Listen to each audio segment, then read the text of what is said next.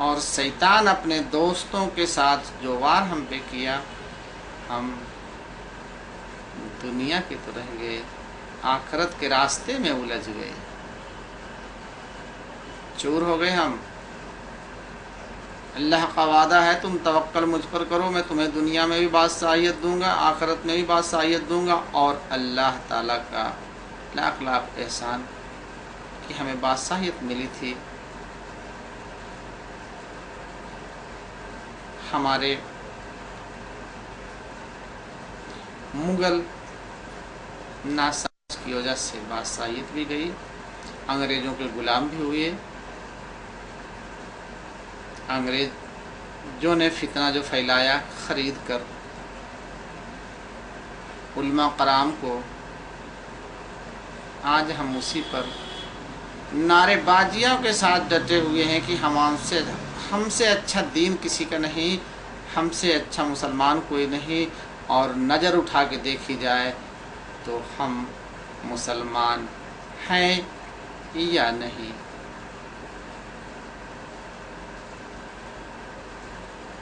اللہ اور اس کے رسول کی طرف سے تو ہمیں 3 عیدیں ملی تھیں، عید بقرعید اور جمعہ، اور ہمارے تیوہار ہندوؤں کے تیوہار کے سریقے، کوئی ہفتہ کوئی مہینہ نہیں گزرتا، ڈھیر سارے تیوہار آئے کہاں سے؟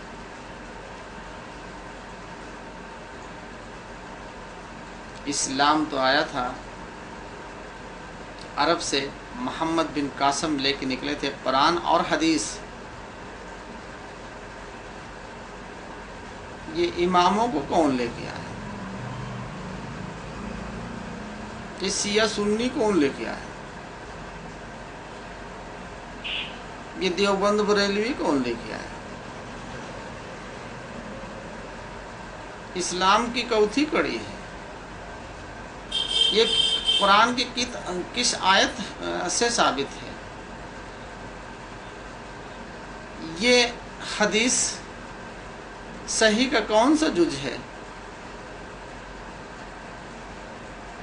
کیوں بھاگ رہے ہیں ہم آنکھ بند کر کے؟ کیوں ہم پلٹ کے نہیں دیکھ رہے ہیں کہ اللہ اور اس کے رسول نے ہمیں کیا دیا ہے؟ اور جب ہم اس قسم کا سوال کرتے ہیں تو ہمارے علماء کرام ہمیں کیا جواب دیتے ہیں کہ قرآن اور حدیث سمجھنا ہر کسی کا کام نہیں ہے۔ سبحان اللہ، یہ ہیں ہمارے صاحب علم علماء کرام۔ سورہ قمر میں اللہ تعالیٰ 4 جگہ ایک ہی آیت اتارا، وَلَقَدْ يَسَّرْنَا الْقُرْآنَ لِلذِّكْرِ فَهَلْ مِن مُّدَّكِرٍ۔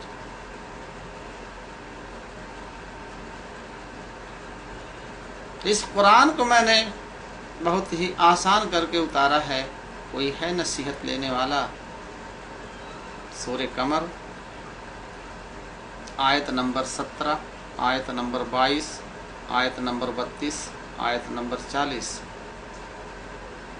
اس کے علاوہ بھی جگہ جگہ اللہ نے یہی کہا ہے کہ دین کو میں نے بڑا ہی آسان کر دیا ہے، پر عمل مشکل ہے، عمل تھوڑا مشکل ہے۔ وہ کیوں؟ کہ انسان ناصبر ہے۔ دارالسلام آخرت کی منزل کی فکر نہیں ہوگی، دنیاوی خواہش میں بھٹکتا ہوگا، اور شیطان اپنا خوبصورتی سے اس کو الجھا کے اپنا کام کرتا ہوگا۔ جب اللہ کہے کہ دین بہت ہی آسان ہے، اللہ کا رسول کہے کہ دین بہت ہی آسان ہے، تو علماء کرام کہیں کہ اس کو کوئی نہیں سمجھ سکتا، تو کیا یہ دین کے تو رکاوٹ کا کام کر رہے ہیں یا دین کو آگے بڑھا رہے ہیں؟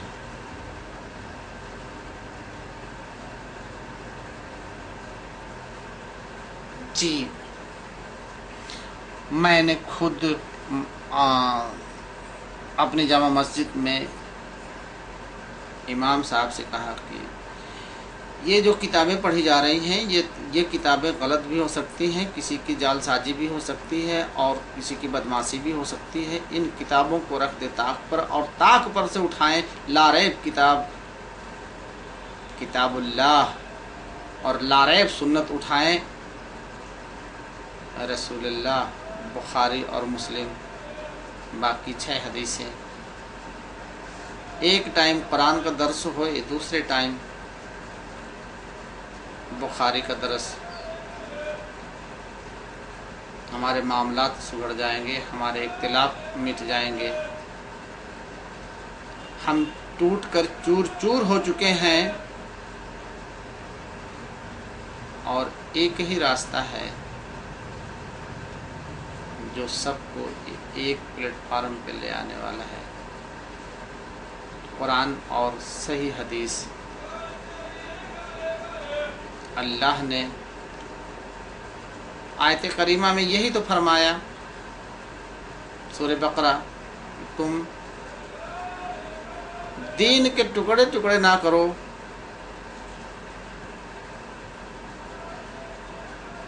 اور جب تم میں اختلاف آ جائے تو اپنے رب کی طرف، اپنے نبی کی طرف پلٹ پڑو۔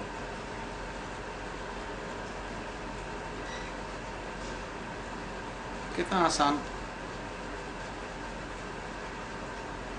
آسان اللہ جس کو ہدایت دے وہ قرآن حدیث کو تھام رکھے، اللہ جس کو بھٹکائے وہ علماء کرام کو تھام رکھے، فرقے بٹے، جماعتوں کی نعرے بازی لگے، ایک دوسرے کو تنقید کرے، ایک دوسرے کی ٹانگ کھینچے۔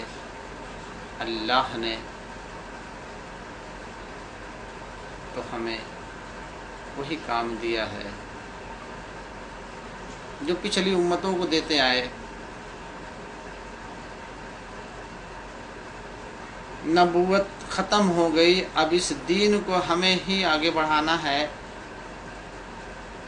قرآن حدیث کو طاق پر رکھ دیں گے تو کیا نابل پڑھ کے پہنچانا ہے؟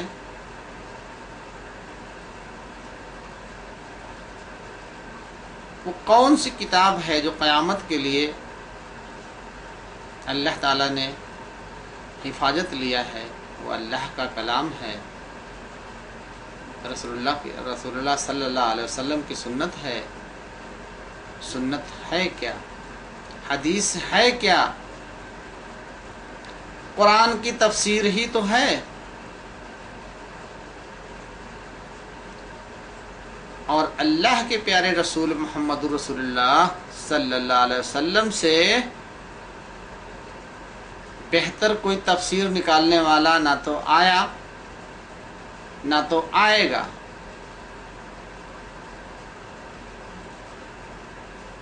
اور یہی وجہ ہے کہ قرآن کو حافظہ کا درجہ دے کے ہمیں قرآن سمجھنے نہیں دیا جاتا، ہمیں منع کیا جاتا ہے کہ اردو میں نہ پڑھیں، اپنی زبان میں نہ پڑھیں، گنہگار ہو جائیں گے۔ استغفر اللہ، کلام اللہ ہو، بندہ گنہگار ہو۔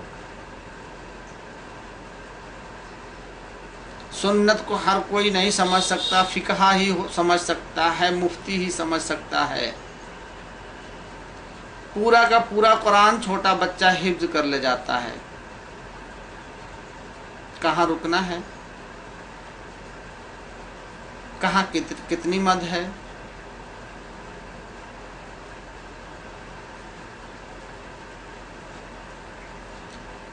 اور جب سمجھنے کی کوشش کرے تو کیا سمجھ نہیں پائے گا؟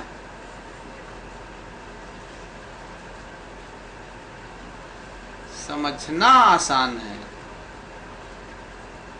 پورا قرآن حفظ کرنا وہ بڑی بات ہے۔ اللہ کم لوگوں کو توفیق عطا فرماتا ہے کہ وہ حافظ قرآن بھی ہوتے ہیں اور قرآن کا مطلب بھی سمجھتے ہیں اور اپنی زندگی قرآن کے مطابق بسر بھی کرتے ہیں۔ آپ بتائیں کہ ایک جوابدار امام दारुल उलूम नदवा से फारिग भी हैं और हाफिज भी हैं। आप कह रहे हैं कि कुरान हदीस को कोई और नहीं समझ सकता, हर कोई नहीं समझ सकता।